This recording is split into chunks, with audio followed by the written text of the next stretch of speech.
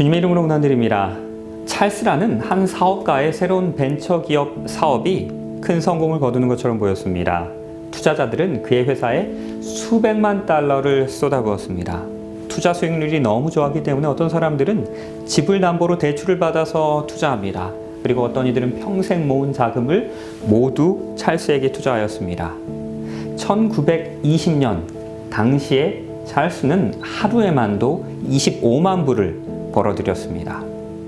그러나 이 찰스의 기업이 전혀 수익을 내지 못하고 있다는 사실이 곧 드러나게 되었습니다.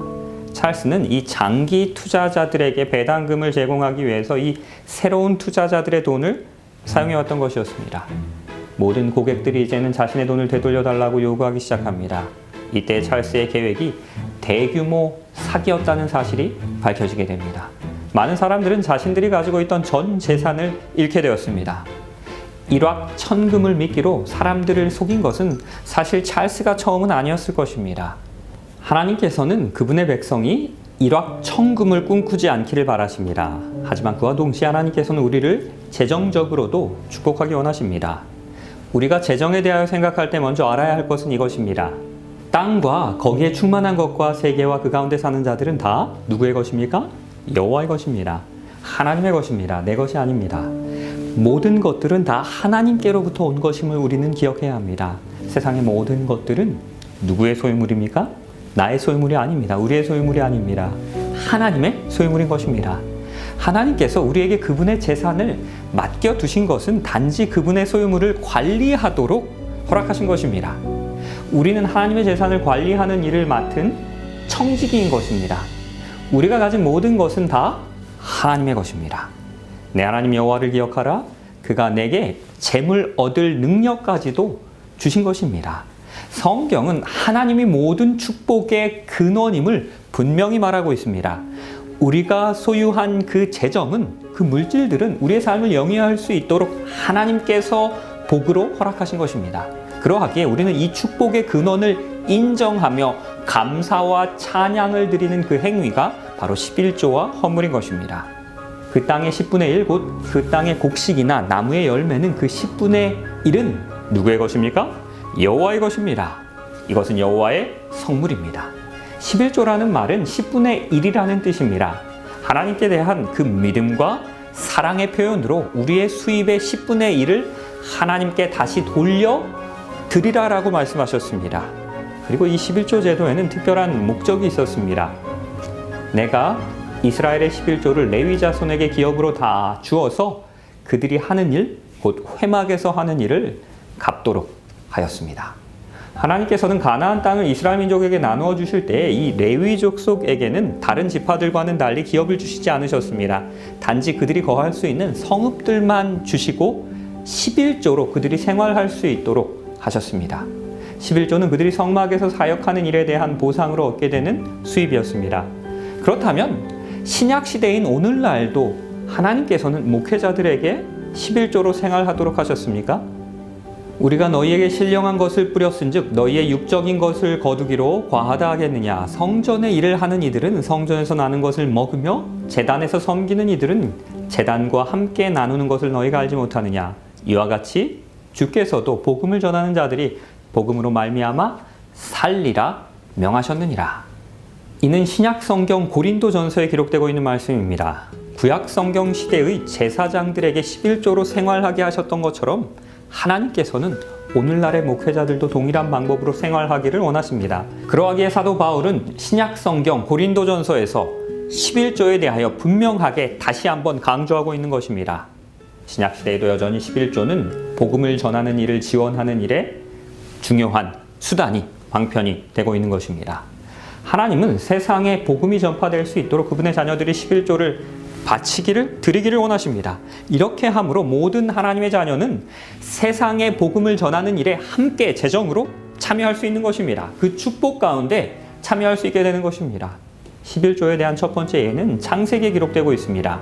살렘왕 멜기세덱이 떡과 포도주를 가지고 나왔습니다. 그리고 그는 지극히 높으신 하나님의 제사장이었습니다. 목회자였던 것입니다.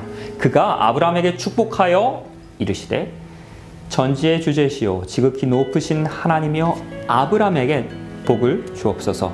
너희 대적을 내 손에 묻히신 지극히 높으신 하나님을 찬송할지로다 하매 그때에 이 아브라함이 그 얻은 것에 대하여 자신의 소유에 대하여 10분의 1을 11조를 그 제사장이었던 멜기세덱에게 주었습니다. 이 11조는 이스라엘이라는 나라가 설립되기 그 이전부터 존재하였습니다. 그러하기에 이 11조는 유대인들만을 위한 하나님의 명령이 아니었습니다. 하나님께서는 전 인류에게 그들의 소유물로도 우리 하나님께 영광을 돌리는 충실한 청지기 직분을 수행할 수 있는 특권을 허락하셨습니다. 멜기세덱의 사역이 11조로 후원되었던 것처럼 예수님을 위하여 사역하는 성직 활동 또한 11조로 지원되어야 하는 것입니다. 너희의 온전한 11조를 창고에 들여서 나의 집에 양식이 있게 하라라고 우리 하나님께서 말씀하셨습니다. 여기서 이야기하는 이 창고는 제사장들이 관리하던 곳입니다. 이곳은 성전 사역과 매우 밀접하게 연관되어 있었습니다. 하나님께서는 이 11조를 오늘날의 교회를 의미하는 그 창고에 드리라라고 말씀하신 것은 이 11조는 복음 사역에 사용되어져야 할 것을 의도하신 것입니다.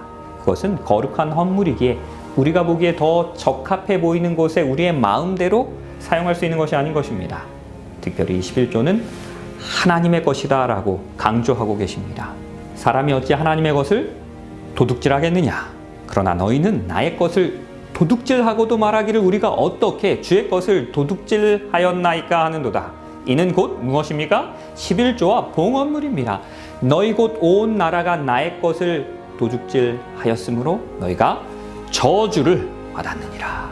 11조를 드리지 않는 것은 심각한 죄라고 우리 하나님께서 분명히 말씀하셨습니다. 11조를 드리지 않는 것은 하나님의 것을 도둑질하는 것입니다. 왜냐하면 이 11조는 하나님의 것이기 때문입니다. 그러나 우리가 이 11조에 충실할 때 하나님께서는 우리에게 귀한 축복을 약속하셨습니다. 만군의 여호와가 이르노라 내가 너희를 위하여 메뚜기를 금하여 너희 토지 소산을 먹어 없애지 못하게 하며 너희 밭의 포도나무 열매가 기한 전에 떨어지지 않게 하리니 너희 땅이 아름다워짐으로 모든 이방인들이 너희를 복되다 하리라. 만군의 여호와의 말이니라. 여기서 복은 여러 가지 의미를 내포하고 있습니다. 하나님께서는 우리의 사업에 복을 주실 수도 있습니다. 그리고 생각지 못한 소득을 얻게 하실 수도 있습니다. 혹은 우리의 건강에 축복하실 수도 있습니다. 또한 우리의 마음의 평안에 복을 주실 수도 있습니다. 하지만 하나님께서 주실 수 있는 가장 큰 복은 우리의 삶 가운데 함께 거하며 동행하시는 것입니다. 그리고 그분께서는 충실히 11조를 드리는 자들에게 넘치는 복을 허락하시겠다라고 약속하셨지만 이 11조가 재정적인 번영의 지름길인 것처럼 믿는 신앙은 잘못된 신앙입니다. 말라기서 3장의 복은 재정적인 부를 보장하는 것만은 아닙니다. 그러나 분명한 것은 하나님께서 그분을 사랑하는 마음으로 이 11조를 충실하게 드릴 때 쌓을 곳이 없을 정도의 큰 복 허락하시겠다라고 약속하셨습니다. 오늘 이 시간 우리에게 허락하신 물질로도 우리 하나님께 영광을 돌리는 삶을 살겠노라 라고 다 함께 결심하실 수 있는 이 시간이 되시길 바라면서 오늘 말씀을 마치도록 하겠습니다.